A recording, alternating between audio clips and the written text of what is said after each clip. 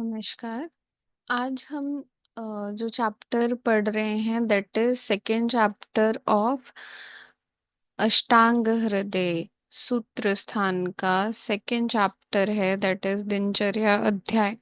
जो हमने पहले पढ़ा था दैट इज अष्टांग हृदय का सूत्र स्थान का फर्स्ट चैप्टर, वो था आयुष काम्य अध्याय। तो अब हम दूसरे अध्याय पे जा रहे हैं जो है दिनचर्या अध्याय। दिनचर्या शब्द का क्या अर्थ है? दिने दिने चर्या, दिनस्य वाचर्या, दिनचर्या।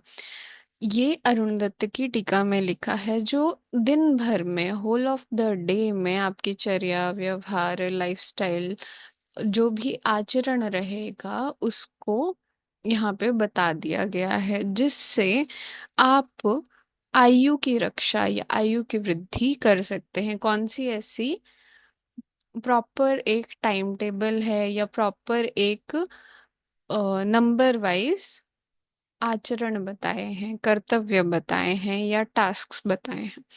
तो निंदु जी कहते हैं प्रतिदिनम कर्तव्या चर्या दिनचर्या। प्रतिदिन के जो टास्क्स हैं, कर्तव्य हैं, जो दिन भर में हम करते हैं, दैट इज दिनचर्या। फिर इसके बाद प्रथम श्लोक है ब्रह्मे मुहूर्त उत्तिष्ठेत स्वस्थो रक्षार्थम आयुष्यम।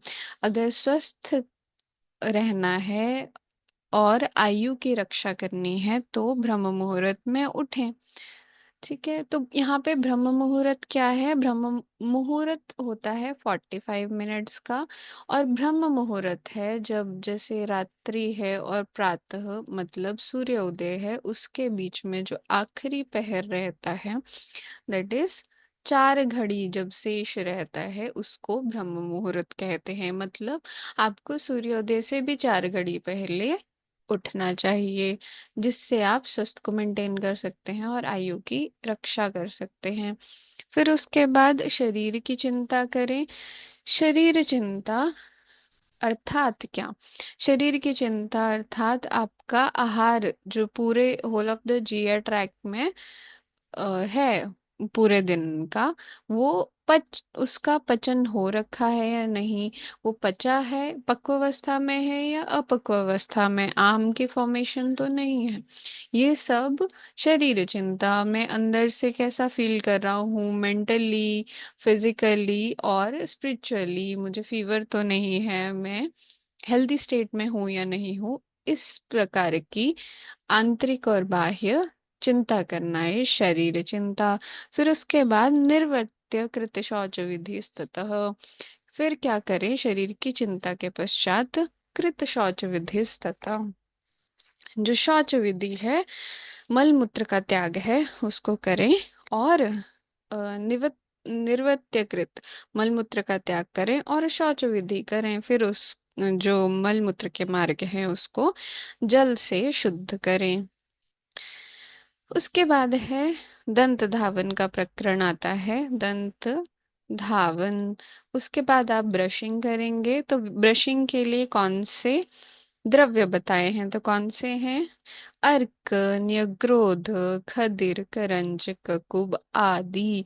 इस तरह के आदि अन्य भी वृक्षों के द्रव्यों के डंठल आप यूज कर सकते हैं फॉर एज अ ब्रश। ठीक है, तो कौन से हैं? अर्क जो है कैलोट्रोपिस जाइगेंटिया, न्यग्रोध फाइकस फैमिली का है, फाइकस स्पीशीज है इसमें, और खदिर जो अकेशिया कैटाचू है, एंड करंज है पोंगेमिया पिनाटा, ककुब जिसको जो अर्जुन का पर्याय है टर्मिनेलिया अर्जुना। ठीक है, तो इन सब को आदि भी कहा है। इसके अलावा भी इनके गुणधर्मों के समान कोई आपको मिले तो उसको आप यूज कर सकते हैं। फिर उसके बाद है कब यूज करना है? प्रात प्रातः भुक्तवा च। कब कब ब्रशिंग करने को कहा है? एक तो प्रातः काल में ब्रशिंग करनी है और एक भोजन के पश्चात ब्रश करना है। फिर उसके बाद करना कैसे है, जो ये द्रव्य हैं इनको मृदु अग्रम, इनको आगे से स्मूदन करना है। जो डंठल, जो लकड़ी है, उसको आप डायरेक्टली तो दांतों पे लगाएंगे नहीं, तो उसको आगे से चबा कर उसके ब्रशेस को निकाल देना है और उससे फिर दंत धावन करना है। तो इसमें कौन से रस प्रधान है, इन सब में कॉमन क्या है? कषाय, कटु, तिक्तम। जो दंत धावन है या जो शोधन है उसमें अच्छे कौन से रस हैं? लास्ट के तीन रस, कषाय, कटु और तिक्त रस। ठीक है, फिर इसके बाद कहा है कनिन्य अग्र समस्थौल्यम प्रगुणम द्वादश अंगुलम। इस पे एमसीक्यू भी आता है कि कितने अंगुल लंबी होनी चाहिए जो ब्रश की लंबाई है, दैट इज दत्तवन की लंबाई क्या है? 12 अंगुल। ठीक है, फिर और कितनी मोटी होनी चाहिए? तो स्थौल्यम कितना बताया है? कनिष्ठिका अंगुली, जो हमारी सबसे छोटी अंगुली है, उसके समान, उसके बराबर मोटी होनी चाहिए। ठीक है, और उसके जो कनिष्ठिका अंगुली है उसके भी अग्र के समान मोटी होनी चाहिए। ठीक है, इसके पश्चात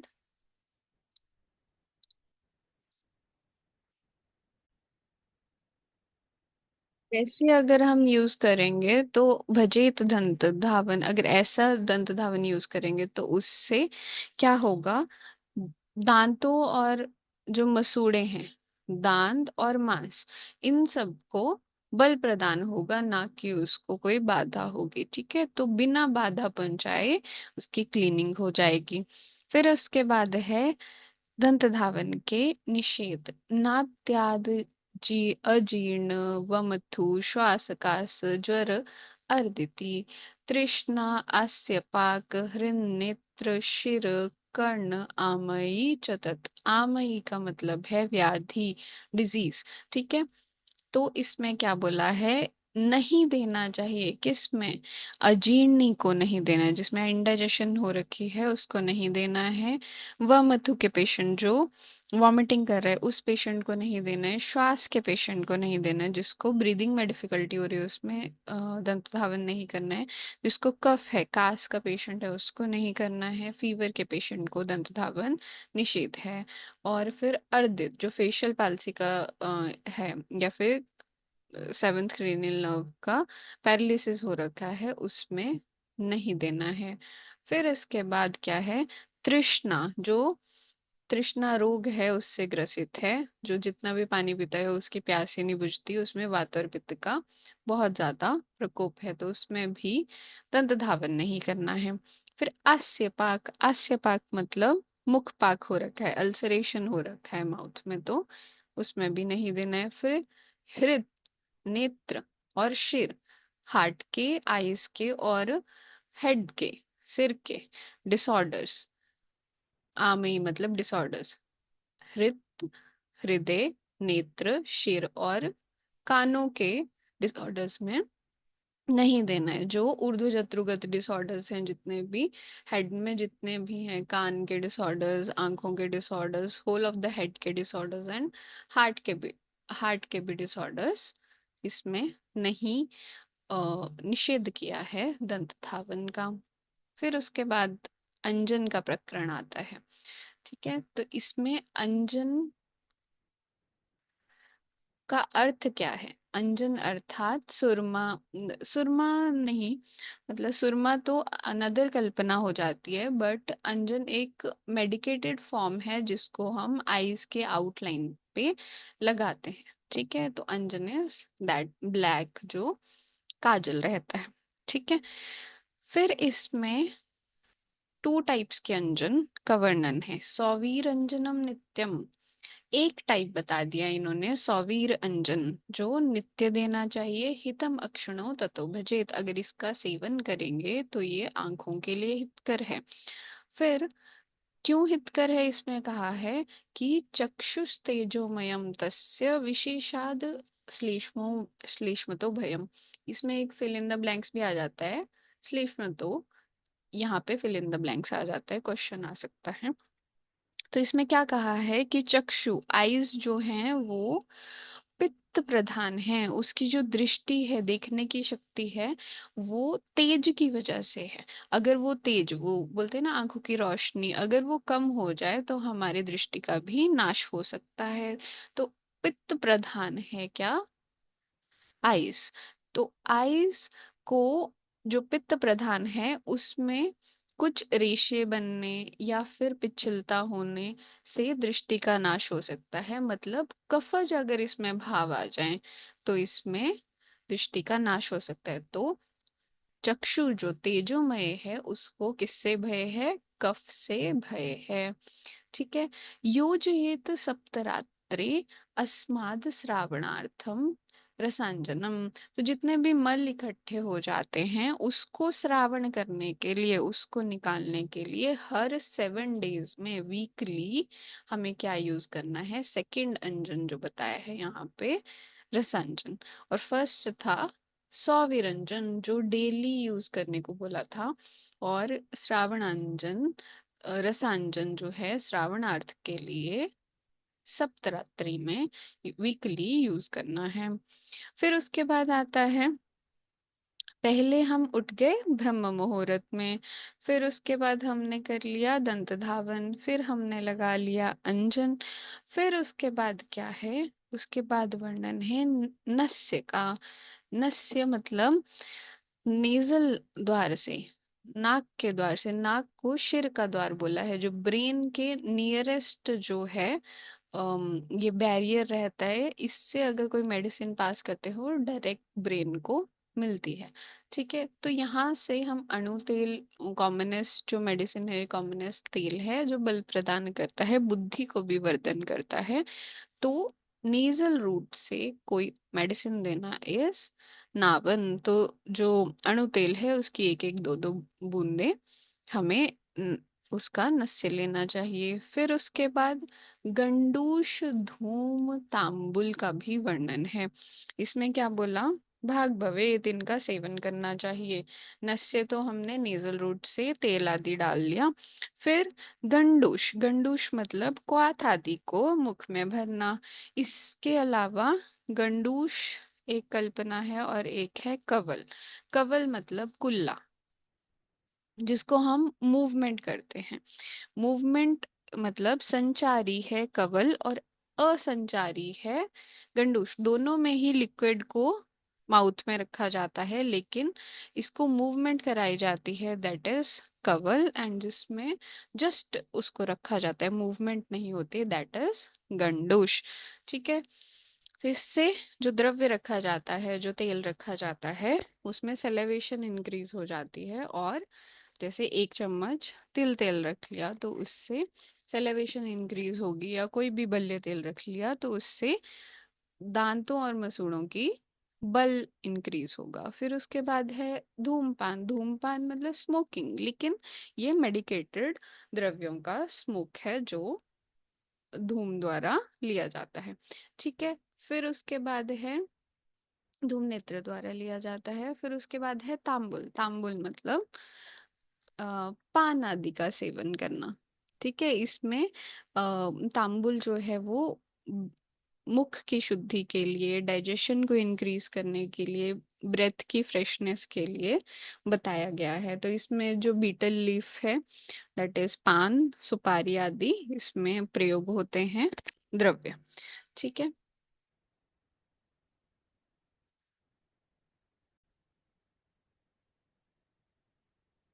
फिर इसके बाद तांबुल का निषेध बताया है। तांबुल अर्थात पान आदि, या फिर एक टाइप का, नॉट दैट टबैको, इसमें टबैको ऐड नहीं हो रहा है।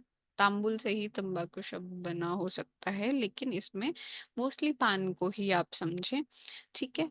इसमें कोई नारकोटिक द्रव्य नहीं है। इसमें सब जो द्रव्य हैं वो मुख की शुद्धि के लिए हैं, मुख में जो दांत मांस आदि हैं उनको बल प्रदान करने के लिए है। फिर उसके बाद इसका निषेध बताया है, किस किस कंडीशन में जो पान है वो नहीं देना चाहिए, जो तांबुल है दैट शुडंट बी गिवन। तो कौन से हैं जिसमें पित्त वृद्धि है या रक्त की दुष्टि है उसमें मोस्टली नहीं देना है। अस्र बोलते हैं रक्त को। शत पित्त अस्र रुक्ष उत्कुपित चक्षुषाम। तो इसमें बोला है जो क्षत के रोगी हैं जिसमें आघात हो रखा है, इंटरनल और आउटसाइड से आघात हो रखा है, क्षत हो रखा है, अभिघात है। पित्त के रोग हैं, रक्त के रोग हैं, जिसमें रुक्ष जो है वो रुक्ष शरीर है, रुक्षता बहुत ज्यादा बड़ी है, वात इंक्रीज हो रखा है, उत्कुपितम, है ना। और नेत्र रोगी है वो साथ में, वात बहुत प्रकोपित है और नेत्र रोगी है, उसमें भी नहीं देना है। फिर पित्त की कंडीशंस आ जाती हैं, जैसे विष का रोगी है, मूर्छा हो रही है, उसमें वीकनेस आ रही है, वो मूर्छित हो रहा है ना। तो पित्त के इंक्रीज होने से मूर्छा आती है। फिर उसके बाद मद्दार्ता नाम, मद्दत्य का रोगी है, जैसे जिसने मद जनित रोग हो गए हैं, मदिरा पी का जो रोग है या विड्रॉल सिम्टम्स है, उसमें नहीं देना है। फिर उसके बाद इस सब में अर्थानाम अपथ्यम, इसमें अपथ्य रहता है, इसमें दोषों की वृद्धि करेगा, तो इसलिए नहीं देना है। और लास्ट में शोष करोगी, जिसमें ऑलरेडी वात और पित्त बढ़ा हुआ है, तो मोस्टली वात पित्त और अस्र रक्त को वृद्धि हो रखी है, तो इसमें नहीं देना है। फिर उसके बाद आता है अभ्यंग का वर्णन है। अभ्यंग मतलब ऑयल मसाज, ठीक है।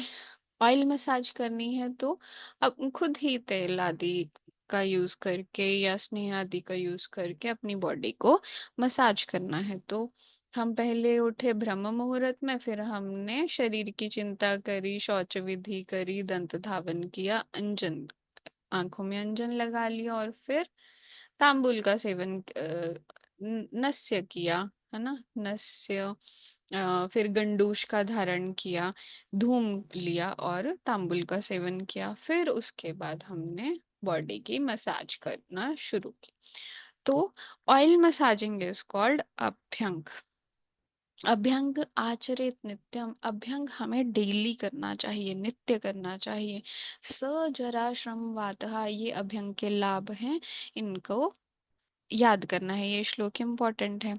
स जराश्रम वातः, जरा अर्थात वृद्धावस्था को कम करता है, वृद्धावस्था को डिले करता है, और श्रम को दूर करता है। श्रम जो वीकनेस की कंडीशन है, जल्दी थक जाने की कंडीशन है, मतलब बल प्रोवाइड कर रहा है। और वातः जो भी वात है, जकड़ाहट है, पूरी बॉडी में पेन्स है, वेदना है, उसको भी शमन करेगा। कहीं पे गुलमादी बनना शुरू हो रहा है तो उसको भी शमन करेगा, वात के सारे डिसऑर्डर्स शमन करेगा। फिर उसके बाद दृष्टि प्रसादम इम्पॉर्टेंट है, ये छोटा सा भी श्लोकांश आ जाता है कि दृष्टि प्रसादम किसको बोला है, तो वो है अभ्यंग। दृष्टि को, जो नेत्र की ज्योति है, नेत्र की जो दृष्टि है, जो देखने की क्षमता है, उसको निर्मल रखता है, नेत्रों को निर्मल रखता है अभ्यंग। फिर उसके बाद पुष्ट आयु, आयु एक तो पुष्टि प्रदान करता है शरीर को और आयु का वर्धन करता है। उसके बाद स्वप्न सुत्वक दाढ़र्य कृत, स्वप्न मतलब नींद अच्छी आती है, निद्रा लाने वाला है, इंसोम्निया का पेशेंट है तो उसमें दे सकते हैं। फिर उसके बाद है सुत्वक दाढ़र्य कृत, स्किन में को सु अच्छा बनाता है, विशेष बनाता है, लश्चर युक्त बनाता है, सौंदर्य बढ़ाता है। और दाढ़र्यकृत, जो लूज स्किन होती है उसको स्थिर बनाता है ना, जो रिंकल्ड स्किन रहती है उसको दृढ़ता प्रोवाइड करता है, और ओवरऑल शरीर को भी दृढ़ता प्रोवाइड करता है। विशेष स्थान बताए हैं जहाँ पे अगर होल ऑफ द बॉडी में डेली हम ऑयल मसाज नहीं कर पा रहे हैं, तो कम से कम इन तीन जगह पे तो करना ही चाहिए। कौन से तीन जगहें हैं? सिर में, कानों में, और पादेशु, शिरः श्रवण पादेशु, पैरों में तो करना ही चाहिए। शीलयेत, डेली, सतत, विशेष करके अभ्यंग करना चाहिए। फिर कहीं पे अब इसका वर्जन भी होगा, कहाँ पे वर्जयेत, वर्जयो अभ्यंग, तो ऑब्वियसली इसमें हम स्नेह यूज कर रहे हैं, तो कफ वाले डिसऑर्डर्स होंगे जिसमें नहीं देना चाहिए अभ्यंग। जो कफ दोष से ग्रसित है, जिसकी बॉडी में ऑलरेडी बहुत ज्यादा कफ है, तो उसमें ऑयल मसाज नहीं करेंगे, उसमें पाउडर मसाज कर सकते हैं।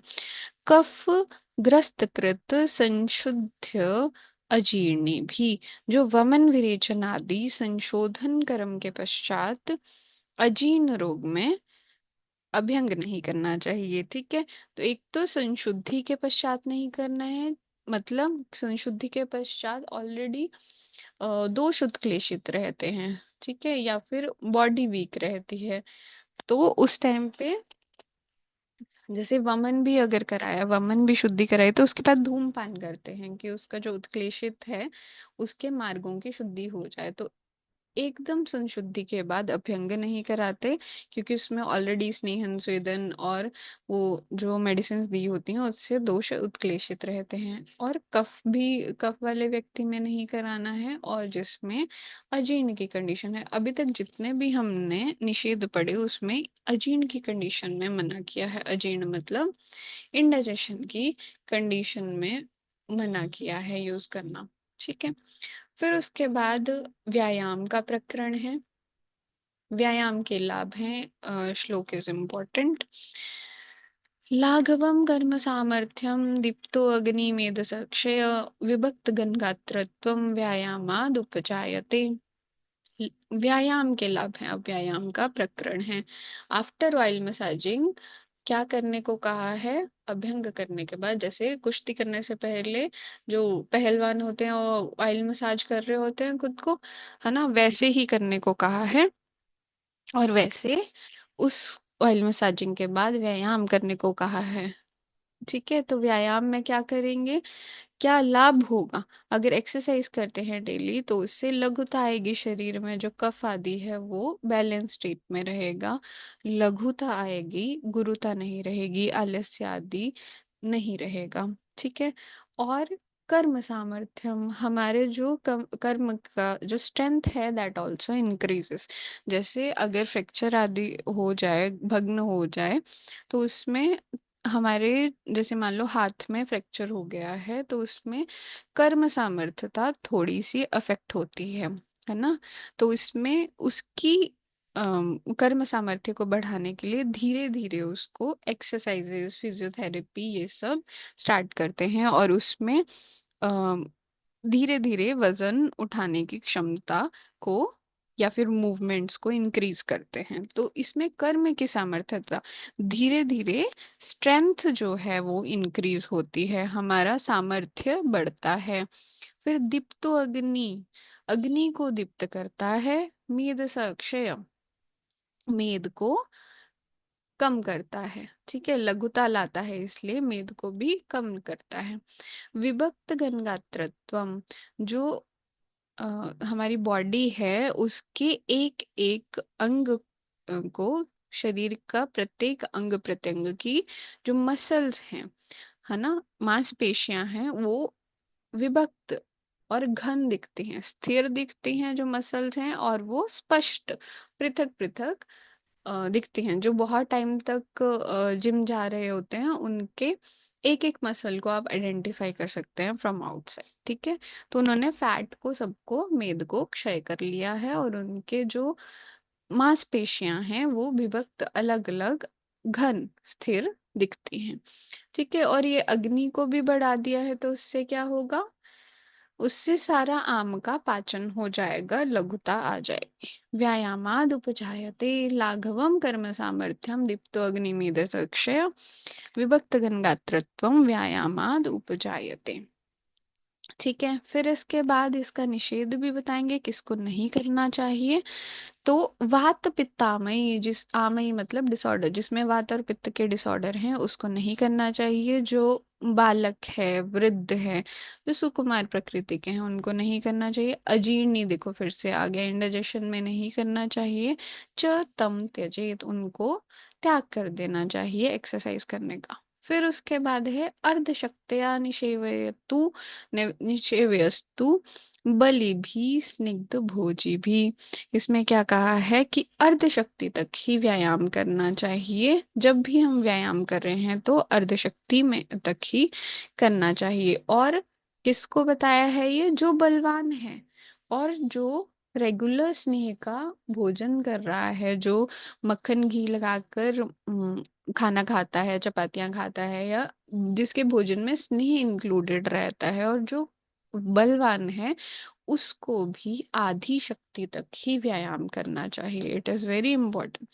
यहाँ पे सिर्फ अर्ध शक्तियां कहा है, लेकिन जो और भी आचार्य हैं जिन्होंने इस पे टीका करी है, अर्ध शक्तियाँ का क्या मतलब है? हमें कैसे पता चलेगा कि आदि शक्ति हो गई है? तो जो भी, जैसे इंसान व्यायाम कर रहा है तो उसके हाथों में पसीना आ रहा है या माथे पे पसीना आना शुरू हो गया है, और वो जो ब्रीदिंग है वो मुख से ले रहा है, ठीक है, नासिका के इंस्टेड वो मुख से ब्रीदिंग करना शुरू कर दिया है। These are the science of अर्ध शक्त्या। ठीक है, ये टीका में बताया है, एक आचार्य ने बताया है। फिर उसके बाद शीतकाले वसंते च, और करना कब है? जब बलवान ऋतुएं हैं, जब वातावरण में भी ऐसा नहीं है कि बल हमारा खींच रहा है वातावरण। ग्रीष्म ऋतु नहीं होनी चाहिए, शीतकाल। शीतकाल मतलब हेमंत और शिशिर और वसंत, जो भी विसर्ग काल की ऋतुएं हैं उनमें करना है। मंदमेव ततो अन्यदा। ठीक है, तो इन ऋतुओं में भी अल्प ही व्यायाम करना है। ठीक है, सॉरी, इन ऋतुओं में व्यायाम करना है। मंद मेव ततो अन्यदा, बाकी जो ऋतुएं हैं उसमें अन्यदा। अन्यदा मतलब जो ग्रीष्म हो गई, वर्षा हो गई, या शरद हो गई, जिसमें वात और पित्त बढ़ा हुआ है, तो उसमें मंद मेव, उसमें मंद ही व्यायाम करना है, स्वल्प ही व्यायाम करना है। ठीक है, और शीतकाल में भी, वसंत में भी, बलवान होने पे भी और स्निग्ध होने पे भी मैक्सिमम कितना करना है? अर्धशक्ति तक व्यायाम करना है।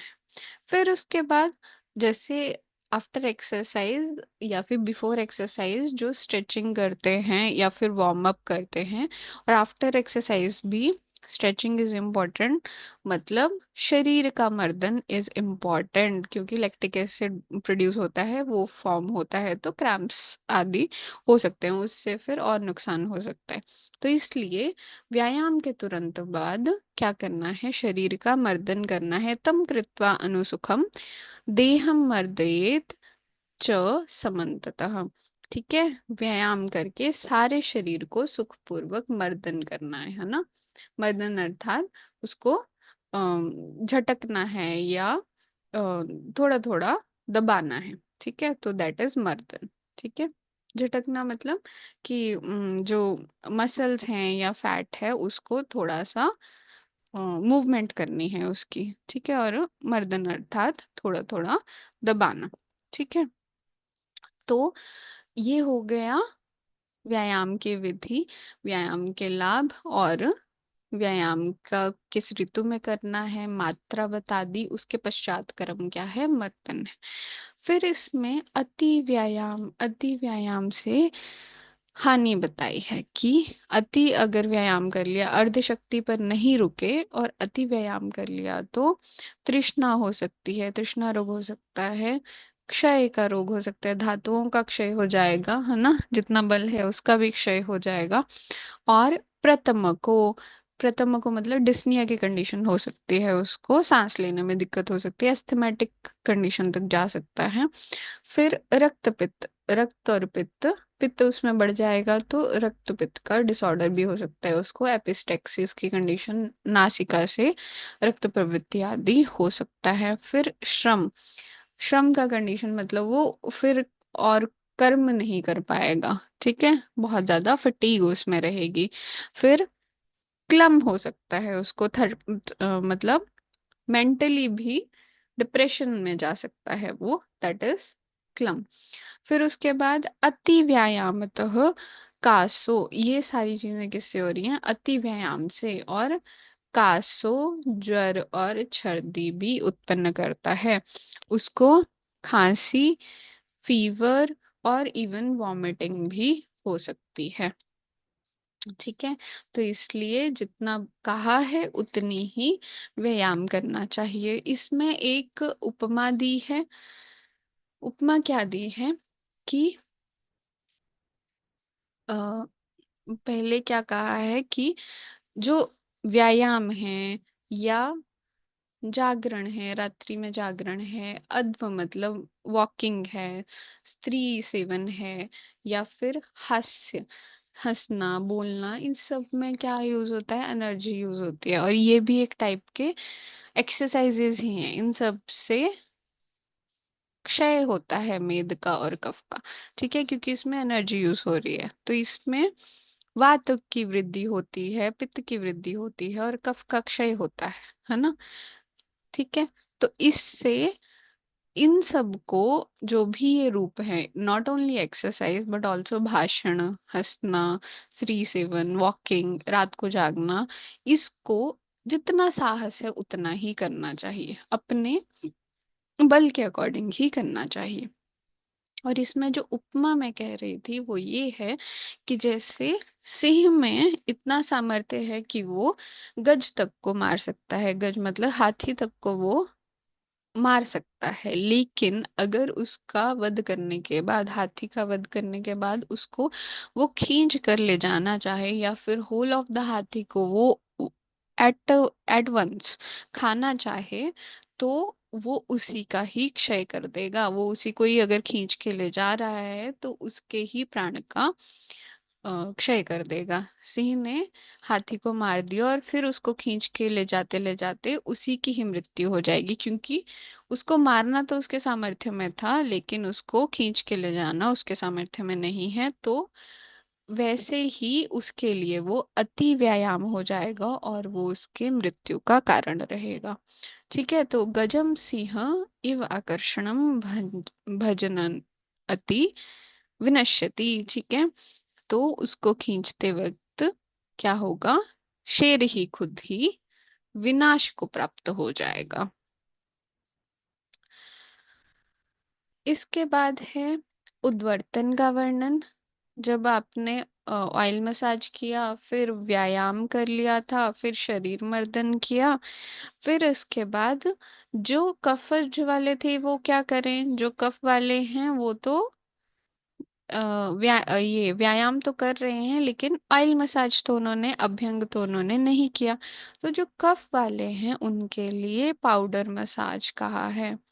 पाउडर मसाजेस उद्वर्तन, इसमें कोई भी द्रव्य जैसे त्रिफला हो गया, निर्गुंडी हो गया, या फिर कोई भी रुक्ष द्रव्य, इवन हरितकी का चूर्ण, आंवले का चूर्ण, बहेड़े का चूर्ण, that can be used as, उनका चूर्ण यूज हो रहा है, powder form is used, and that is rubbed all over the body like massage in massaging pattern. ठीक है, तो इसमें कफ वाले जो हैं, जो मेदसी व्यक्ति हैं, प्रमेही के पेशेंट हैं, है ना, तो उसमें कफ का क्षय करेगा ये, वेट को लॉस करेगा। मेद जो स्थिर मेद हो गया है, जो फैटी टिश्यू स्थिर हो गया है, उसको लूजन अप करेगा, उसको चलायमान, प्रविलायन प्रविलायन करेगा, उसको चलायमान बनाएगा और उसको लूजन करेगा और अंगों को स्थिरता प्रदान करेगा।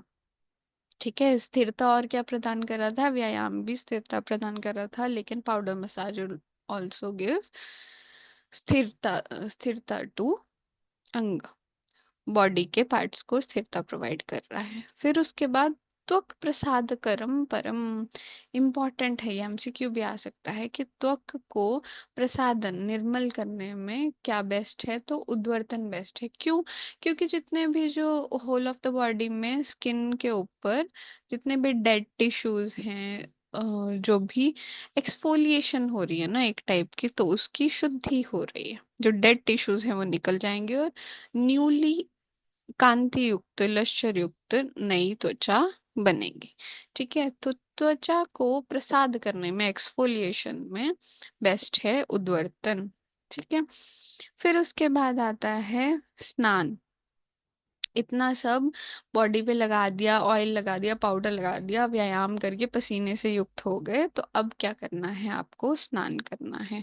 ठीक है, इन सब ये जो पूरा बताया है, इस सब को सीक्वेंस में याद करना है। ठीक है, फर्स्ट हमने ब्रह्म मुहूर्त में उठे थे, फिर हमने शरीर की चिंता की, फिर शौच विधि करी, फिर दातुन किया, दंतवन किया, फिर आइस का ध्यान रखा, क्या किया, अंजन कर्म किया, फिर नस्य लिया, फिर उसके बाद धूमपान लिया, जो मुख से धूमपान जाएगा। फिर उसके बाद गंडूश आदि का सेवन किया, तांबुल का सेवन किया, मतलब मुख शुद्धि के कार्य किए। फिर उसके बाद तांबुल का निषेध हमने पढ़ लिया। उसके बाद अभ्यंग का वर्णन, होल ऑफ द बॉडी की, ऑयल मसाज किया, और फिर एक्सरसाइज की, और फिर शरीर का मर्दन किया। अब जिनको ऑयल मसाज नहीं किया था उनको उद्वर्तन कर सकते हैं, उससे कफ का क्षय होगा, पाउडर मसाज। फिर उसके बाद इस सब के बाद क्या किया, इस सब के बाद नहाने के लिए गए, स्नान के लिए गए, और उसका क्या लाभ है, दीपनम वृष्यम आयुष्यम स्नानम ऊर्जा बल प्रदम कंडूमल श्रम स्वेद तंद्रा तृट दाह पापम जित। ठीक है, तो ये इम्पोर्टेंट इसके श्लोकांश आ जाते हैं, ये स्नान के लाभ हैं। तो स्नान क्या करता है, अग्नि को दीपन करता है, वृष्य पोटेंसी को बढ़ाता है, शुक्र के भी वृद्धि का कारण होता है, और आयुष्य आयु को भी बढ़ाएगा। जब नहाएंगे तो हेल्दी स्टेट मेंटेन होगी, गंदगी आदि से दूर रहेंगे तो बीमार कम पड़ेंगे, है ना, कोई आयु की वृद्धि करेगा। और स्नानम ओजो बलप्रदम, ओज जो ऊर्जा है या फिर इम्यूनिटी है उसको इंक्रीज करेगा, बल इज ऑल्सो इम्यूनिटी, और जो सामर्थ्यता है that will also be Padma, उसका भी उसको लाभ मिलेगा। फिर उसके बाद कंडू मल श्रम स्वेद तंद्रा त्रिट दाह पापम जीत, इन सब को जीतेगा। जो कंडू खुजली आदि हो जाएगी गंदगी की वजह से, मल होगा, श्रम जो थकान रहेगी, स्वेटिंग होगी, तंद्रा जो कार्य करने की मन नहीं रहेगा, त्रिट मतलब प्यास, है ना, जो पित्त की वृद्धि की कंडीशन है, या फिर दाह है ना, दाह बर्निंग सेंसेशन हो रही है होल ऑफ द बॉडी में। और पाप, जो पाप मतलब जो मानसिक दुर्भावना है, डिप्रेशन आदि है, या फिर जो भी बुरे कार्य हैं उसको करने का जो मन में चल रहा है, उस पे भी विजय प्राप्त करेगा, उसको भी दूर करेगा, उसको भी नष्ट करेगा। ठीक है, तो इसमें एक नियम बताया है, इसके बाद कैसे करना है। तो उष्ण अंबुना अधश्चकाय, जो बॉडी है उसमें अधकाय, जो गर्दन के नीचे है वहां पे अधकाय में उष्ण पानी से, उष्ण हॉट वाटर से स्नान करना है। परिषेको बलावहा, और परिषेक करना है, सेचन करना है। ठीक है, पानी अधोकाय पे उष्ण डालना है, और बलावहा वो बल को देने वाला होगा। वैसे ही तेनेव तु उत, उत्तम अंगस्य बलहृत केश चक्षुषाम, और वही अगर उष्ण जल अगर उत्तम अंग ऊपर के अंगों पे डाला जाए तो उससे केश का नाश होगा, बल का ह्रास होगा, और आंखों के लिए भी हितकर नहीं होगा। इसलिए ऊर्ध्वकाय में शीतल जल का प्रयोग करना है। ठीक है, फिर इसके बाद आता है, ये है स्नान का निषेध। स्नान किस किस में कौन सी कंडीशन में नहीं करना है, तो अर्दित फिर से यहाँ पे आ गया।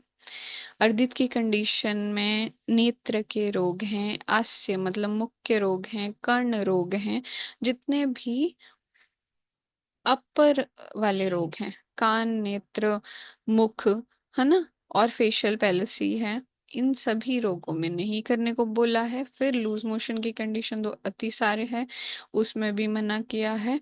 और आद्म आद्मान पीनस अजीर्ण भुक्तवत्सु च गर्हितम, इसमें भी गर्हित मतलब त्याग करना चाहिए। कौन सी कंडीशंस में? आधमान जो फ्लॉटुलेंस की कंडीशन है, एब्डोमिनल डिस्टेंशन, ब्लोटिंग की कंडीशन है, पीनस कोल्ड वाली कंडीशन है, अजीर्ण, इंडाइजेशन है, और भुक्तवत्सु भोजन के पश्चात स्नान का निषेध है। ठीक है, तो इसलिए भोजन से पहले ही, अभी तक जितनी भी दिनचर्या बताई इन्होंने सीक्वेंस वाइज, उसमें अभी तक भोजन नहीं लिया है। ठीक है, व्यायाम किया और फिर स्नान करने को कहा है। ठीक है, फिर इसके बाद किसका वर्णन है? इसके बाद भोजन विधि का वर्णन है। अब जैसे स्नान कर लिया तो इसमें दीपन है, ये अग्नि को बढ़ाएगा, मतलब आपको भूख लगेगी, तो भूख लगेगी तो क्या होगा?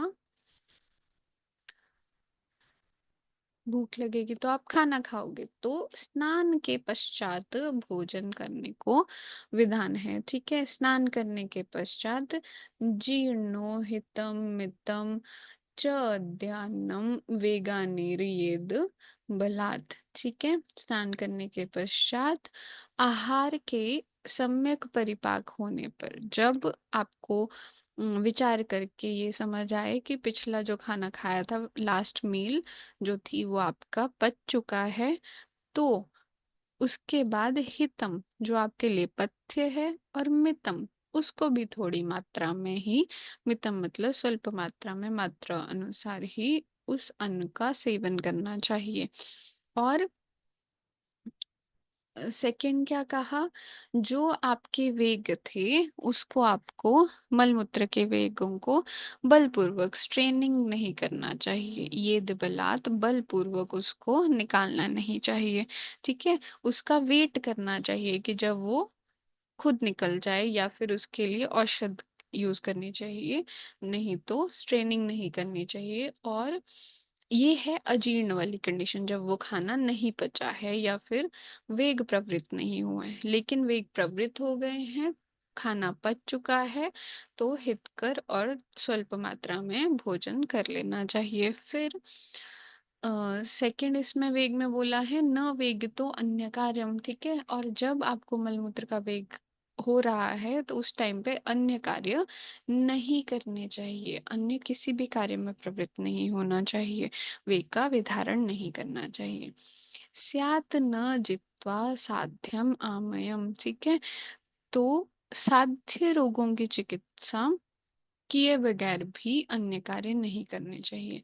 एक तो वेग जब आए, तो फर्स्ट इज वेग की निवृत्ति। ठीक है, उस वेग से निवृत्त हो जाना है, फिर ही अन्य कार्य करना है।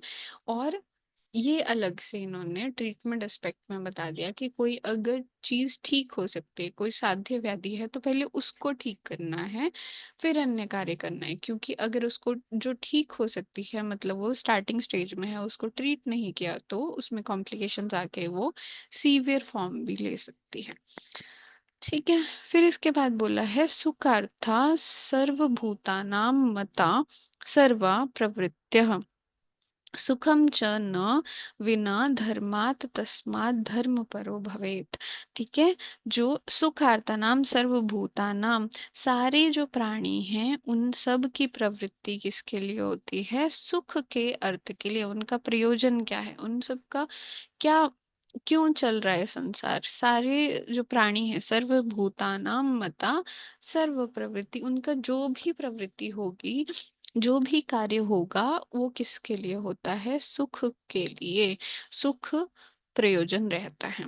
ठीक है, सुखम जो न विना धर्मात तस्मात धर्म परो। सुख की प्राप्ति और कैसे होगी? सुख की प्राप्ति किसी भी गलत कार्य को करके नहीं होगी। अगर हम धर्म के अकॉर्डिंग चलेंगे तो ही हमें सुख की प्राप्ति होगी, उसके अलावा हम कोई भी कार्य करेंगे तो इन द एंड हमें तात्कालिक सुख तो मिल सकता है, पर इन द एंड आपको इनर पीस आपका लॉस हो जाएगा, आपको मेंटली भी अंदर भी खुद पता रहेगा कि आप, आपके पास सब कुछ भी रहेगा, फिर भी आप उस सुख की अनुभूति नहीं कर सकते अगर वो धर्म कार्य नहीं है। ठीक है, तो न बिना धर्म, बिना धर्म के भी कोई कार्य हो, तस्माद धर्मो परो भवेत्, इसलिए उसका पालन करना चाहिए।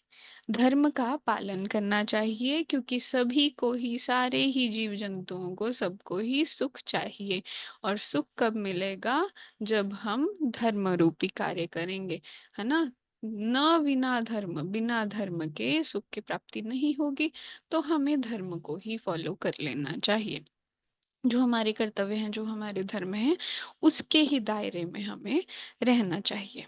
फिर है भक्तया कल्याण मित्राणाम सेवेत इतर दुर्गः। हमें ये पहचान, ऑब्जर्वेशन करनी चाहिए कि हमारे अच्छे मित्र कौन से हैं, कौन हमारा भला चाहते हैं, उनको भक्ति पूर्वक मित्रता अपने पास रखना चाहिए, उनको फ्रेंड्स रखना चाहिए। और इसके विपरीत जो चरित्र वाले हैं, जो आपको नुकसान पहुंचाना चाहते हैं, या जो आपके लिए मन में द्वेष लेके बैठे हैं, तो उनसे इतर, ये जो इनके अलावा हैं, जो आपका कल्याण चाहते हैं, उनके अलावा जितने भी हैं वो दूर कहा, उनको दूर ही रखना चाहिए। ठीक है। या फिर जो धोखेबाज हैं या गलत आदत वाले हैं, उनसे दूर ही रहना चाहिए। फिर उसके बाद आता है हिंसा स्ते अन्यथा कामम पैशून्यम परुषा नृत्य। ये जो है, ये अब पाप कर्म का वर्णन आ गया इसमें। कर्म का वर्णन आ गया।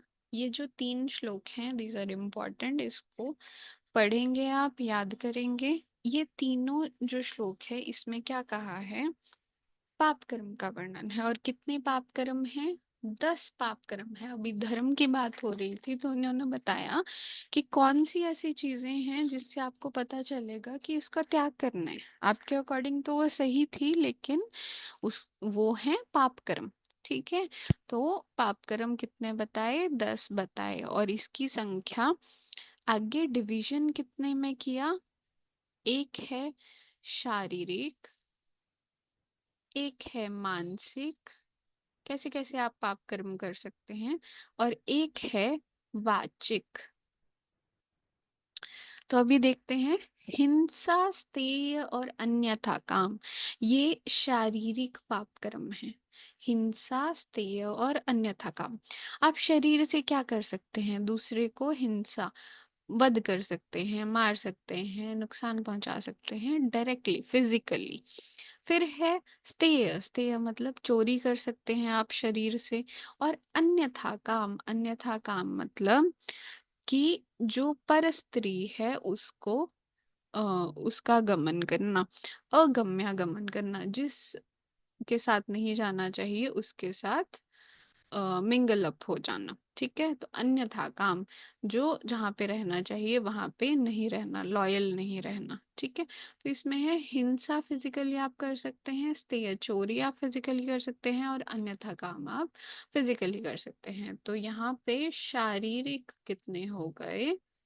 शारीरिक हो गए 3। फिर उसके बाद पैशून्यम परुषा नृत्य। पैशून्य किसको बोलते हैं? चुगली को, दूसरे की निंदा करने को पैशून्य बोलते हैं। पैशून्यम मतलब निंदा, पैशून्य अर्थात निंदा। फिर है परुषानृत्य, कठोर वाक्य, है ना, किसी को गालियां देना, चुभने वाली बात बोलना, ये भी पाप कर्म में आता है। ये क्या है? वाचिक पाप कर्म में आता है। तो बोलने में आप निंदा कर सकते हो बोल बोल के, और कठोर वाक्य बोल के किसी का मन दुखा सकते हो। संभिन्नालापम, संभिन्नालाप मतलब, और यहाँ पे अनृत्य भी है। अनृत्य मतलब असत्य बोलना, परुष बोलना, असत्य मतलब झूठ बोलना, दैट इज ऑल्सो अ पाप। ठीक है। और इसके बाद है संभिन्नालापम। संभिन्न मतलब फालतू में चिल्लाते रहना। कि संभिन्न मतलब बिना सिर पैर के, असंबंधित, जो एक बात दूसरे से ना मिल रही हो, वो बिना संबंधित बात को बार बार बोलते रहना कि मुझे ये हो रहा है, मुझे ये स्ट्रेस है, ऐसे ऐसे बोलते रहना, है ना, जिसका आपस में कोई तुक नहीं है। तो ऐसी चीजों को बोलना इज संभिन्न लाभ, और ये भी पाप कर्म है। तो वाचिक में कौन से हो गए? पैशून्य, परुष, अनृत, झूठ, संभिन्नलाप, असंबद्ध, प्रलाप। तो वाचिक हो गए 4। फिर उसके बाद आता है मानसिक। मानसिक कितने बचे? शारीरिक 3, 4 वाचिक, और बाकी जितने होंगे 3 वो हो गए मानसिक। ठीक है, तो मानसिक कौन से हैं? व्यापादम, अविद्या और दृग्विपर्य। व्यापादम क्या है? दूसरे का बुरा चाहना, दूसरे से ईर्ष्या करना, बुरा चाहना। ये क्या है? मन करवाता है आपसे, दूसरे का बुरा करने की इच्छा रखना, दैट इज मानसिक में आएगा। फिर है अविद्या। अविद्या मतलब दूसरे के धन की, यहाँ पे आपने चोरी नहीं की है, स्तेय नहीं किया, फिजिकली कुछ नहीं किया, लेकिन मन में उसकी इच्छा रखी है, दैट इज ऑल्सो अ पाप कर्म। फिर उसके बाद है दृग विपर्य। दृग विपर्य मतलब जो शास्त्रों में प्रॉपर मार्ग दिया है उससे मिथ्या दृष्टि रखना, उससे अलग पर्सपेक्टिव रखना, उससे अलग विपरीत ही जाना। ठीक है, शास्त्रों में जो दिया है उसके विपरीत कार्य करना, कार्य नहीं करना, उसके विपरीत सोच रखना। ठीक है, तो शारीरिक में हिंसा से या अन्यथा काम, अ, वाचिक में पैशून्य, परुषानृत्य, संभिन्नालाप और व्यापादम अपिद्या और दृग विपर्य इस मानसिक। तो पाप कर्म ऐसे दशधा, ऐसे 10 कंप्लीट हो गए। और कैसे कैटेगराइज हुए? काय, वाग, मन से त्यजेत। इन 10 का शरीर से, वाणी से और मन से त्याग कर देना चाहिए। ठीक है, और कायिक कितने थे? 3, वाचिक कितने हैं? 4, और मानसिक कितने हैं? 3। फिर इसके बाद आता है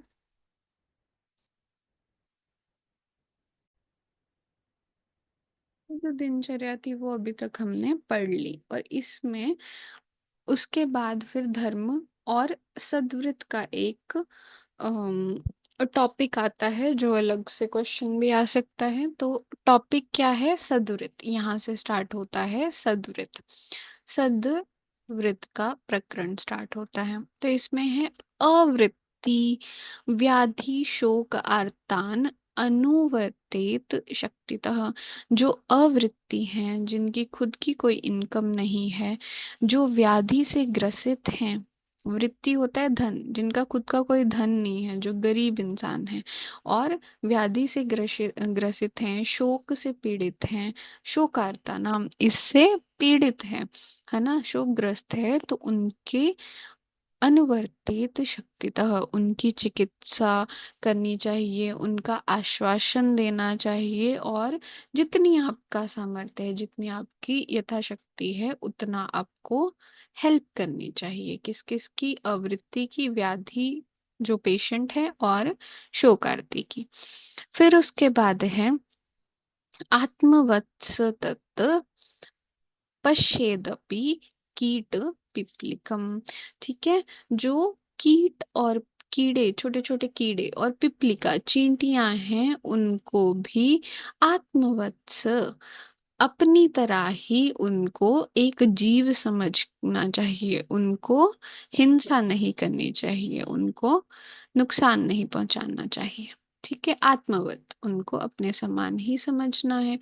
फिर अर्चित, देव, गो, विप्र, वृद्ध, वैद्य, नृप, अतिथीन, और जितने भी ये पूज्य लोग हैं उनकी पूजा, सम्मान करना चाहिए, उनका अर्चयेत, उनका नमन करना चाहिए। कौन कौन? देव देवता, गो गाय, विप्र पंडित, और वृद्ध जो बूढ़े एल्डर लोग हैं, और वैद्य डॉक्टर, नृप राजा, और अतिथि, इन सब का ही अर्चयेद, सम्मान करना चाहिए। विमुखान, विमुखान आर्थिनम, आर्थिनम बोलते हैं भिखारी को। ठीक है, न आर्थिनम, सॉरी, है ना। जो याचक है, जो भिखारी है, अर्थिन है, उसको विमुख नहीं करना चाहिए, उसको निराश कभी नहीं मोड़ना चाहिए। ठीक है। कुर्याद न अवमन्येत। अगर आपके पास कुछ है नहीं देने को, तो कम से कम उनका अपमान, तिरस्कार नहीं करना चाहिए, अपमान नहीं करना चाहिए। और न अक्षिपेत, उनको तिरस्कार कभी नहीं करना चाहिए। ठीक है। अगर कुछ दे नहीं सकते तो एटलीस्ट उनका अपमान और तिरस्कार नहीं करना चाहिए। इसके बाद है उपकार प्रधान। स्याद अपकार अपरे, अपि अप्यरो। ठीक है। इसमें क्या कहा है, जो अरो, अरो किसको बोलते हैं, जो शत्रु है। ठीक है। शत्रु है, या जो हमारा अपकार करने के लिए, हमारा नुकसान करने के लिए हमेशा तत्पर है, उसका भी उपकार करना चाहिए, उसका भी कल्याण करना चाहिए, उसका भी लाभ करना चाहिए। ठीक है। सबका ही उपकार करना चाहिए। फिर उसके बाद है संपद विपत त्वेक, त्वेक मना हेतु हेता वीरशात फलिनत। ठीक है। इसमें क्या कहा, सम्यक संपद, एक मना, जब एक मन रहना है, मतलब स्थिर बुद्धि रहना है, बैलेंस्ड रहना है। जब भी संपत्ति, जब भी संपत्ति या विपत्ति, या फिर विपत्ति, मतलब सुख की कंडीशन में या दुख की कंडीशन में एक समान एक मन सा रहना है। सुख में ज्यादा खुश नहीं हो जाना, दुख में ज्यादा दुखी नहीं हो जाना।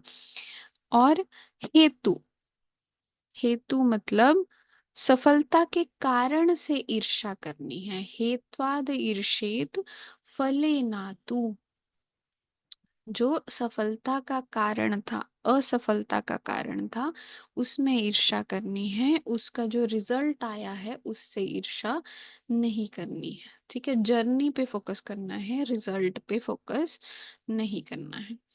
फिर उसके बाद है काले हितम मितम ब्रूयात विंसवादी पेशलम। और बोलना कैसे है, पेशल मधुर बोलना है। और अविंसवादी, अविंसवादी मतलब सत्य बोलना है, इधर उधर का नहीं बोलना, जो फैक्ट्स है वही बोलना है, जितना बोलना चाहिए उतना ही बोलना है। मितम, थोड़ा बोलना है। हितम, जिसके बोलने से किसी का हेल्प हो सके, जितना हितकर है उतना ही बोलना है। और काले, समय पर बोलना है। ठीक है। जब आपको बोलना चाहिए तभी बोलना है, जब समय चला गया फिर बोलने का फायदा नहीं है। और समय से पहले बोल के भी आपका यश हानि ही होगी। फिर उसके बाद पूर्व अभिभाषी सुमुखः सुशीलः करुणा मृदु। पहले पूर्व अभिभाषी, जब आप किसी नोन को मिलते हैं तो सबसे पहले आप होने चाहिए जो इनिशिएट करें वार्तालाप को। या फिर कोई सामने से जा रहा है जिसको आप जानते हैं, तो आप होने चाहिए पहले उनको विश करने को। ठीक है। नमस्कार करने को पहले खुद से आगे आना चाहिए। ठीक है।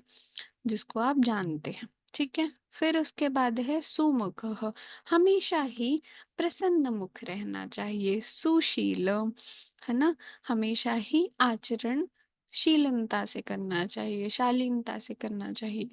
और पूज्य जनों की हमेशा पूजा सत्कार करनी चाहिए, करुणा भाव रखना चाहिए। और दयालु होना चाहिए, हमेशा सरल स्वभाव वाला, मृदु स्वभाव वाला रहना चाहिए, सिंपल रहना चाहिए। न एक सुखी, केवल स्वयं सुख नहीं भोगना चाहिए। न सर्वत्र विश्रप्तो, ना जो क्या करना है, न एक सुखी, अकेले सुख नहीं भोगना है, मतलब अपने मित्रों के साथ। या फिर अगर आपका जैसे बर्थडे वगैरह है तो आप दान करेंगे, या फिर बहुत लोगों को खाना खिला दिया, गौशाला में दान कर दिया। मतलब जब आपका सुख चल रहा है, अच्छा टाइम चल रहा है, तो आप और लोगों को भी सुख प्रदान करें। ऐसा। न सर्वत्र विश्रब्धो, हमेशा ही सबका विश्वास नहीं कर लेना है। न च शंकितः, और हमेशा ही सब पे डाउट नहीं करना चाहिए। ठीक है, जो स्वजन है, मित्र हैं, अ, है ना, उनका भी हमेशा ही शंका नहीं करनी चाहिए। मित्र भी तो वो इसलिए है ना, क्योंकि वो उनका विश्वास है आप पे, और आपका भी उन पे विश्वास है। अगर शंका होती रहेगी तो फिर मित्र किस बात का। ठीक है। फिर न कश्चित आत्मनः शत्रु, न आत्मनः कस्यचित रिपु। ठीक है। तो रिपु किसको बोलते हैं? शत्रु को। अपने को किसी का शत्रु नहीं बताना चाहिए, और दूसरे को अपना शत्रु भी नहीं बताना चाहिए। न कश्चित आत्मना शत्रु, कोई मेरा शत्रु है वो भी बात जाहिर नहीं करनी चाहिए। न आत्मना कश्चित शत्रु, और न मैं किसी का शत्रु हूं, ना कोई मेरा शत्रु है, ये चीज किसी को भी बतानी नहीं चाहिए। फिर उसके बाद प्रकाशयेद न अपमानम, न च स्नेहता प्रभो।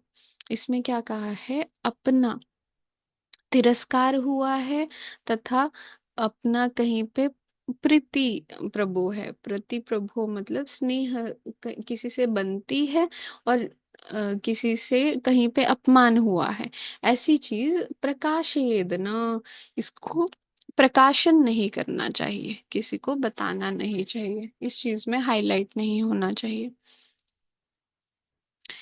ठीक है। फिर इसके बाद है जनस्य आशय आलक्ष्य यो यथा परितुष्यति।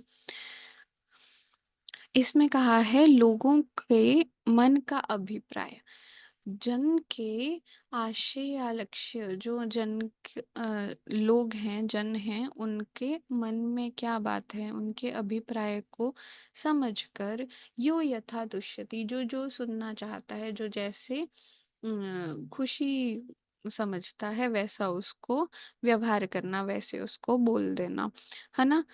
वैसे ही उसको दान, और वैसे ही जो प्रिय वचन है वो कह देने। फिर तम तथैव अनुवर्तेत परार्धानम पंडितः। इम्पोर्टेंट है ये परार्धानम पंडितः, क्या है?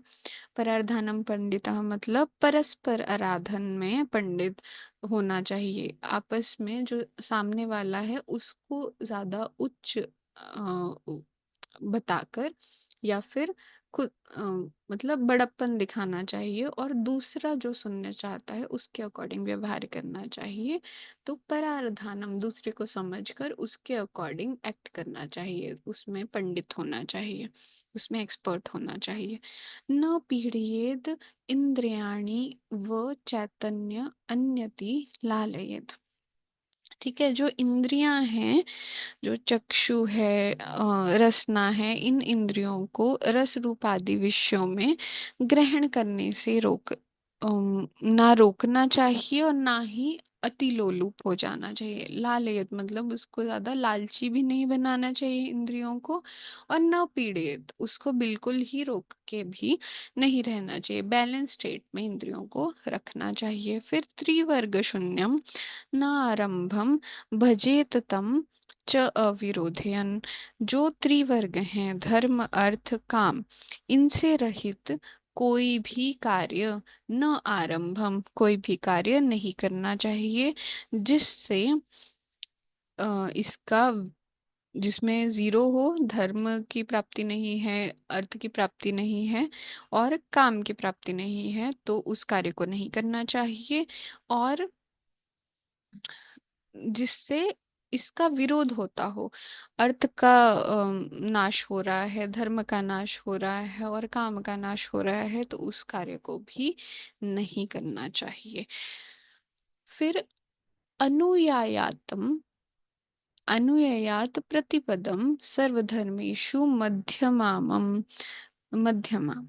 इसमें क्या बोला है? सारे जो धर्म के धर्म में मध्यम मार्ग का ही अनुसरण करें। सर्वधर्मेषु मध्यमाम, किसी एक के प्रति अनुयायात ज्यादा ही आसक्ति ना रखें।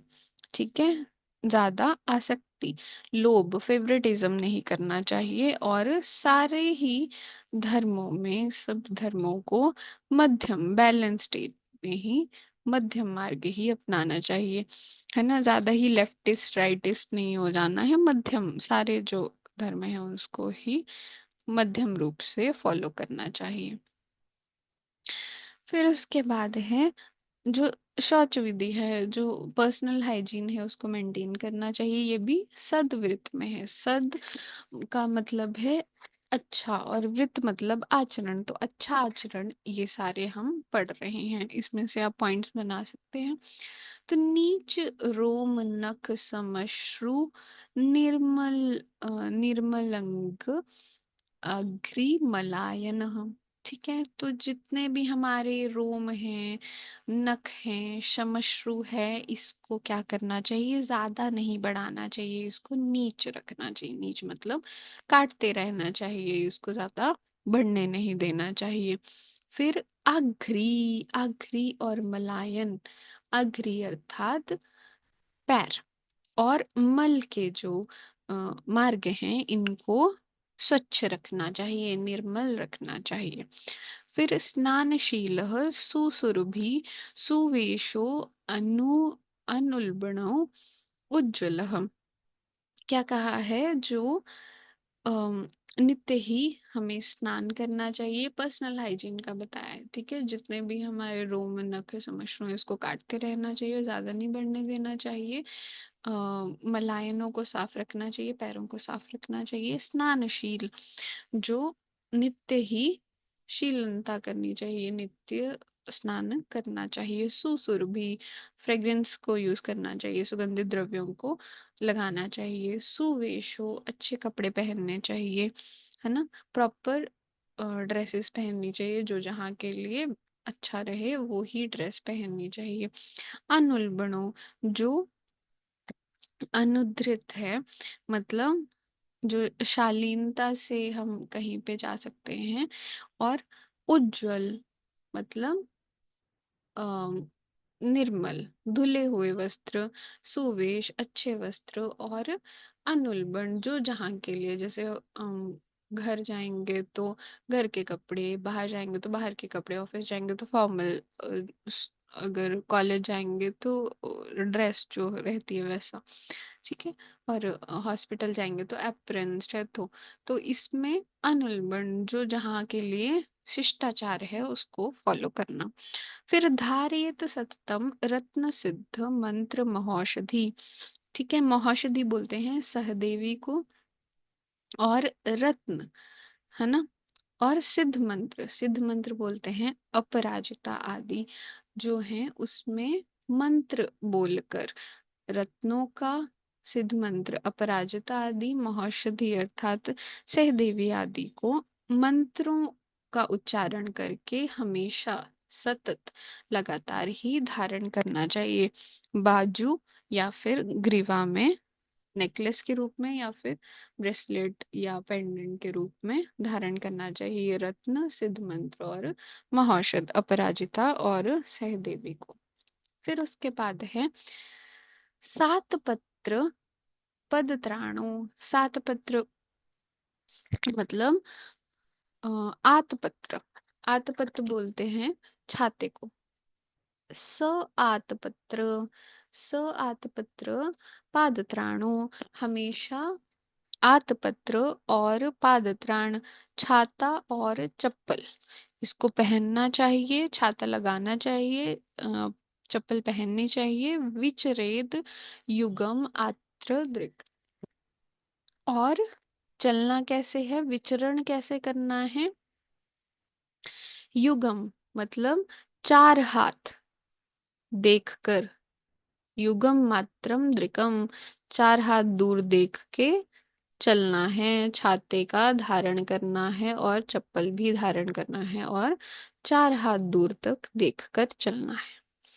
ठीक है। निशि च अत्यायिके कार्ये दंडी मौली सहायवन सहायवान। ठीक है। जो रात्रि की चर्या है वो भी थोड़ी बताई है कि निशि अर्थात रात्रि में कुछ इमरजेंसी का कार्य हो, जो अत्याय के कार्य कोई अ, प्रयोजनवश कार्य है, इमरजेंसी का कार्य है, तभी बाहर जाना चाहिए। और तब बाहर जाते वक्त दंडी मौली सहायवान, दंडी मतलब लाठी लेकर चलना चाहिए, मौली मतलब सिर पे पगड़ी लगाकर किसी सहायवान किसी सहयोगी के साथ जाना चाहिए, अकेले नहीं जाना चाहिए। ठीक है। फिर है चैत्य, पूज्य, ध्वज, शस्त्र, छाया, भस्म, तुषा, शुचिन, अशस्त्र छाया। ठीक है। तो इसमें क्या है, जो चैत्य है कोई ऐसा प्लेस है, मंदिर का प्लेस है, या कोई वृक्ष है जहाँ पे देवता वास कर रहे हैं, कोई पूज्य गुरुजन है, या ध्वजा जहाँ पे कोई पताका है, कोई ऐसा प्लेस है जहाँ पे कुछ मूर्ति या फोटो या फ्लैग ऐसा लगाया हुआ है। और अशस्त्र छाया जहाँ पे कोई अमंगल जो वस्तु है, कोई अशुभ वस्तु है, उसकी छाया भी पड़ रही है, भस्म है, किसी चीज की राख है ना, और तुष रेत है, और अशुचि कोई ऐसा अशुभ और उम, गंदा सा कोई प्लेस है, तो वहां पे उसकी इन सब की ये जो छाया थी इन सबको लांघना नहीं चाहिए। जो भस्म है, रेत है, जो अशुचि मतलब बलि वाला स्थान है, उसको पाँव नहीं रखना चाहिए। ठीक है, वहां पे पैर नहीं रखना चाहिए। फिर उसके बाद है नाक्रामेद शक्रास लोष्ट बलि स्नान भुवो नच। ठीक है, जहाँ पे स्नान का स्थान है, बलि जहाँ होती है, या फिर बलि मतलब जो वध स्थान है, जो जैसे चिकन की शॉप है, मटन की शॉप है। लोष्ट मतलब मिट्टी का ढेला है, या फिर शर्करा रेत कहीं पे पड़ी है, नाक्रामित वहां पे नहीं, पाँव नहीं रखना चाहिए, जाना भी नहीं चाहिए और पाँव नहीं रखना चाहिए। फिर है नदीम तरेत न बाहुभ्याम न अग्निस्कंधम अभिव्रजेत। इसमें क्या कहा है कि अपने सामर्थ्य को देखकर ही कार्य करना चाहिए। मैं ये नदी पार कर लूंगा, ऐसा नहीं करना चाहिए। ठीक है, बाहुओं से नदी को पार नहीं करना चाहिए। जैसे वो शिद्दत मूवी में वो इंग्लिश चैनल को पार करना चाह रहा था, तो उतना सामर्थ्य किसी भी इंसान में नहीं है। ठीक है, तो अपनी सामर्थ्यता के परे कार्य नहीं करना है, नदियों को पार करने का निश्चय नहीं लेना है। ठीक है, तैर कर नदियों को पार नहीं करना चाहिए। जो अग्निस्कंदम अभिव्रजित, जो अग्निस्कंद है, जलती हुई अग्नि राशि है, उसकी तरफ नहीं जाना चाहिए। फिर संदिग्ध नाम, कोई डाउटफुल नाव है ना, या फिर टूटने वाली नाव है, कोई बहुत दिनों से पड़ी है, जर्जर अवस्था में है, जिस पे पैर रख के एक पट्टी टूट गई है, तो उस नाव पे नहीं जाना चाहिए। जो डाउटफुल है उस पे नहीं जाना चाहिए, या जो ढंग से नहीं बांधी हुई है वैसी नाव पे नहीं जाना चाहिए। फिर वृक्षम न आरोहेत, वृक्ष पे जो डाउटफुल वृक्ष है, जिसमें भूत प्रेत कुछ हो सकता है, हॉन्टेड वृक्ष है, वहां पे नहीं जाना चाहिए। या फिर संदिग्ध वृक्ष को क्या बोल सकते हैं, संदिग्ध वृक्ष मतलब जहाँ पे बहुत ज्यादा झाड़ियां हैं और जिसमें कुछ भी मिल सकता है, सर्प आदि चीजें मिल सकती हैं, विष आदि कीड़े मिल सकते हैं, तो वहां पे, या फिर कोई देवता अधिष्ठित हो सकता है, कोई मधुमक्खी का छत्ता हो सकता है, भौरे आदि के घर हो सकता है, तो फिर उस वृक्ष पर नहीं चढ़ना चाहिए जो संदिग्ध है। और ऐसी नाव में भी नहीं चढ़ना चाहिए। फिर दुष्टयानवत, ऐसे कार्य नहीं करने चाहिए जो दुष्ट यान, जिस जिस सवारी से आप जा रहे हैं वो प्रॉपर होनी चाहिए, दुष्ट नहीं होनी चाहिए, मतलब उसमें कोई खराबी नहीं होनी चाहिए। ठीक है, तो ऐसे ही व्हीकल से आपको सफर करना चाहिए।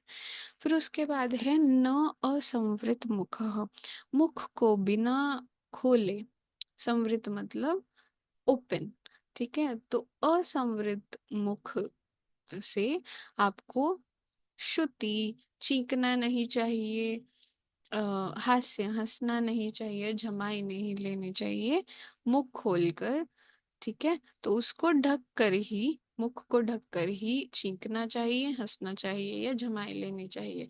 ये शालीनता में आता है।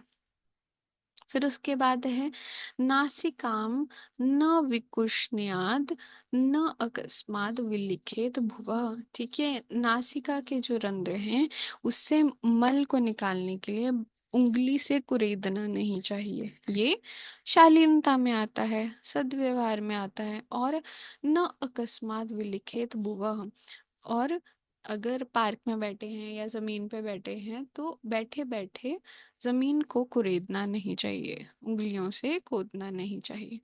फिर न अंगे चेष्टित विगुणः, हाथ और पैरों से विगुण विकृत चेष्टाएं नहीं करनी चाहिए। न आसीतो उत्कट चिरम, ठीक है, जो उत्कट आसन है उस पर भी नहीं बैठना चाहिए, जो ऊंचा आसन है उस पे भी नहीं बैठना चाहिए।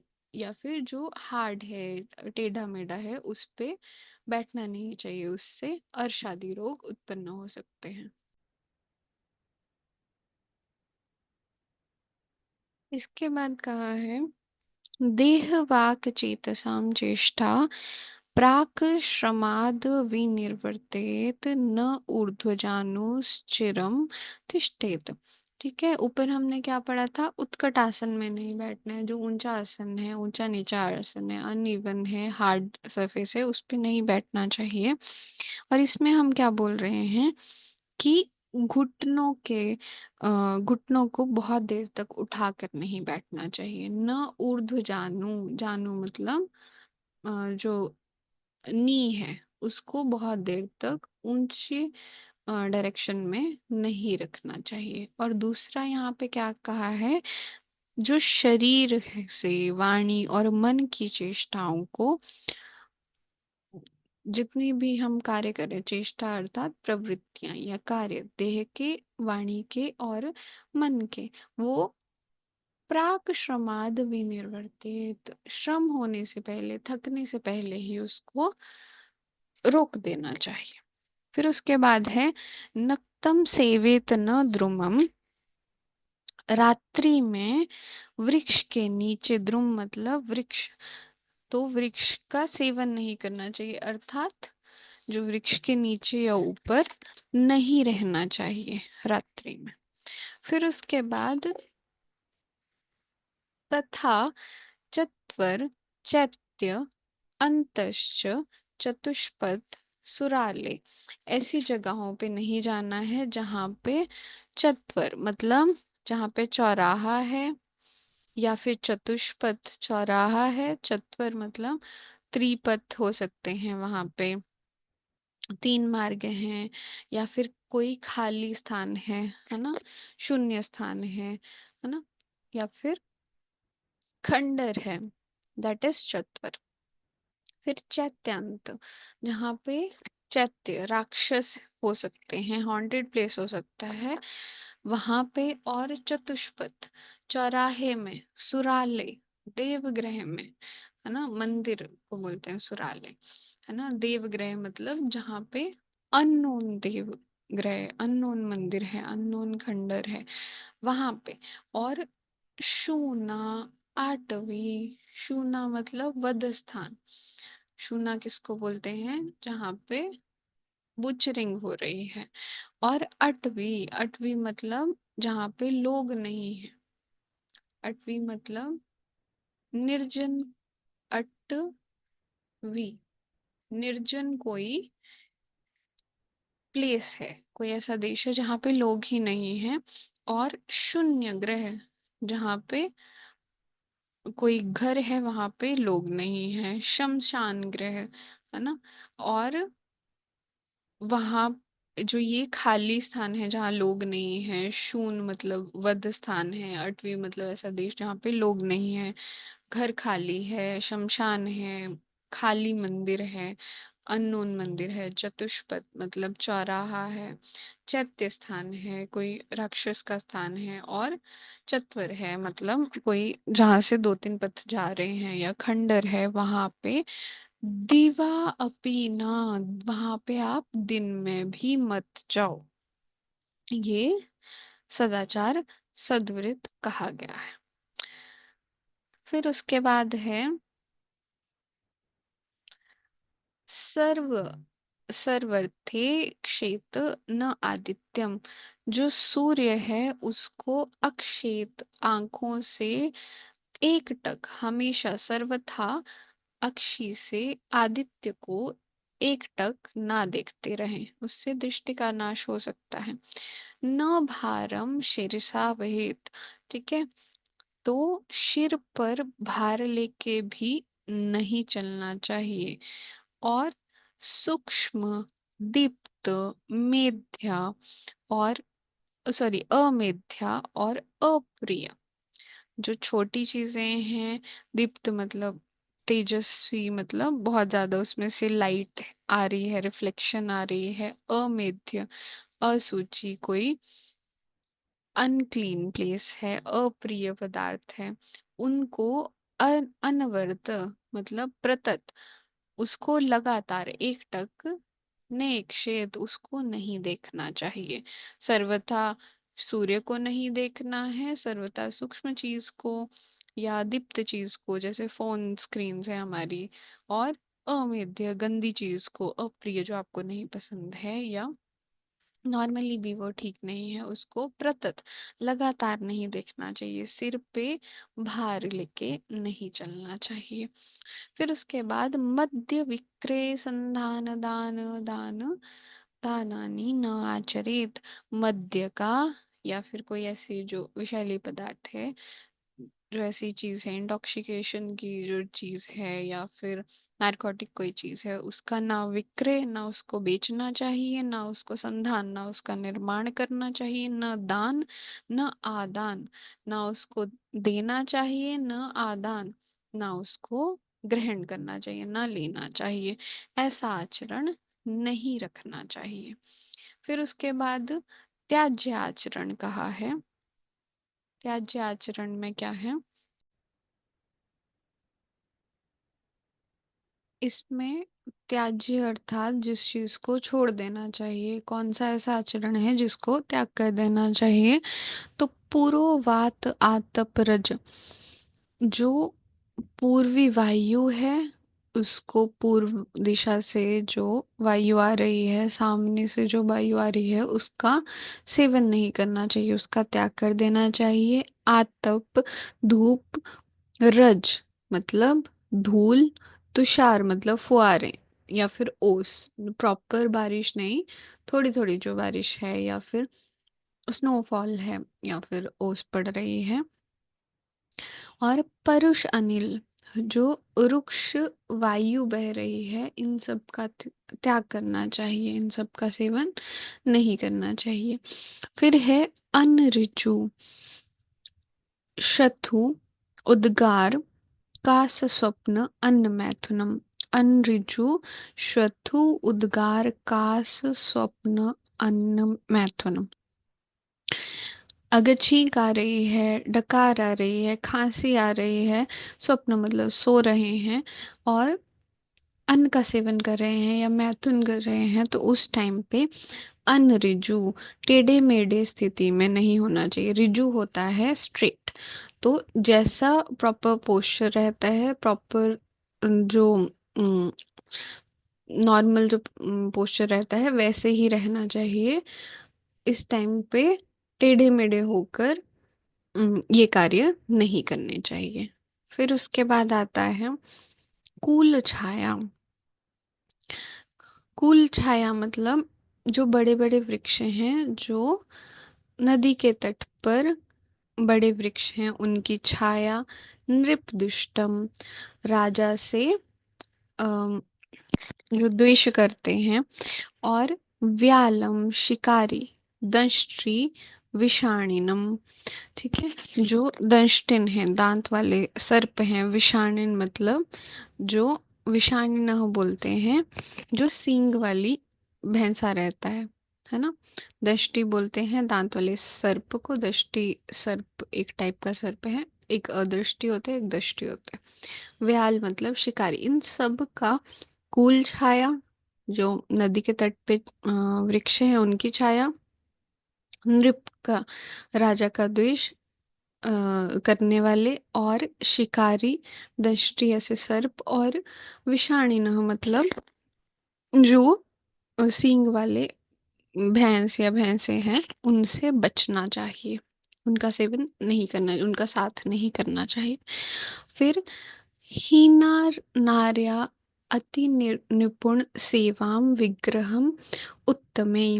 इसमें क्या कहा है, जो हीन व्यक्ति है, चतुर व्यक्ति है, अनार्या अभद्र जो व्यक्ति है ना, जिसको प्रॉपर सेंस नहीं है ना, अभद्र है, अनार्या हीन जो नीच है, और अति निपुण, ठीक है, जो बहुत ज्यादा चतुर है, उसकी सेवा और उत्तम पुरुषों से विग्रह करने से बचना चाहिए। ठीक है, इनका सेवा मतलब इनसे मित्रता रखना, या फिर इनका साथ, इनके साथ में भी रहना, ये क्या है, इसका त्याग करना चाहिए। जो हीन मनुष्य हैं, जो अनार्य अभद्र पुरुष हैं, या फिर जो अति निपुण बहुत ज्यादा चालाक लोग हैं, इनसे दूर रहना चाहिए। और विग्रहम उत्तमे, ठीक है, और इसके जो विपरीत हैं,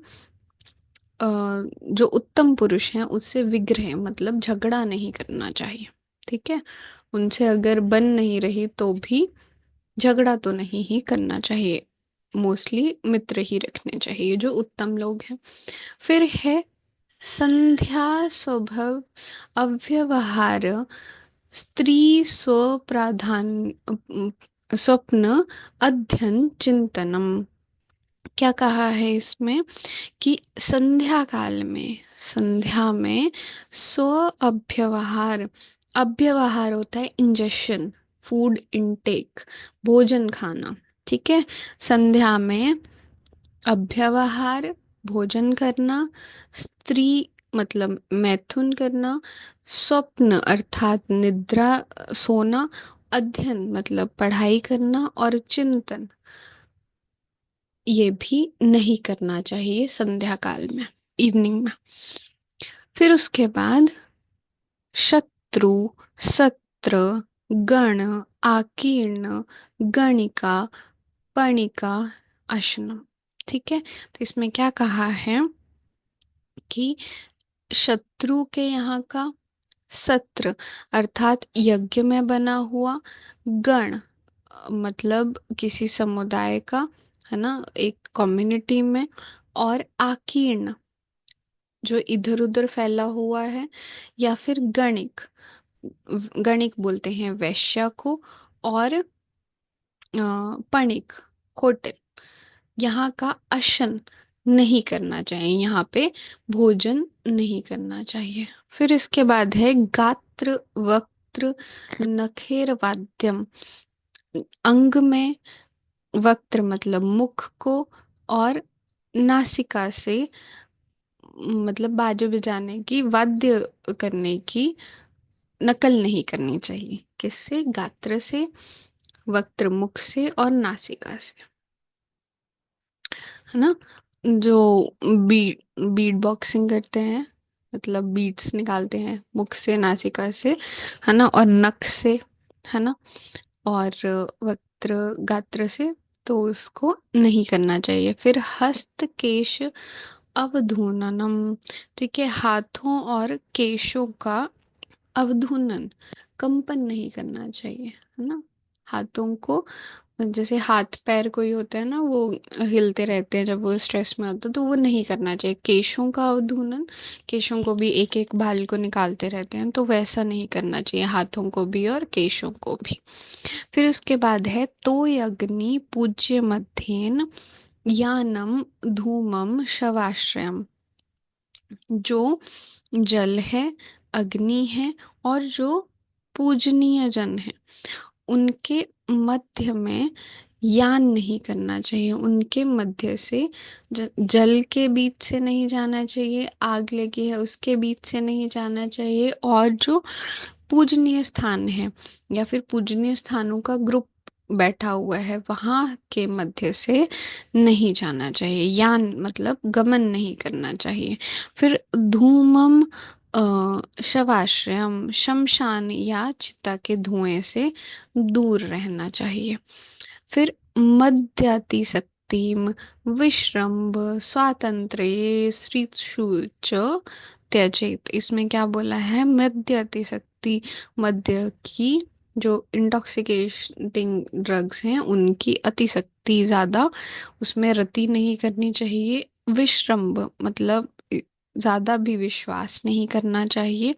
और स्वातंत्र ये स्त्रीषु त्यजेत, इसमें बोला है कि नारियों को फ्रीडम नहीं देनी चाहिए। ठीक है।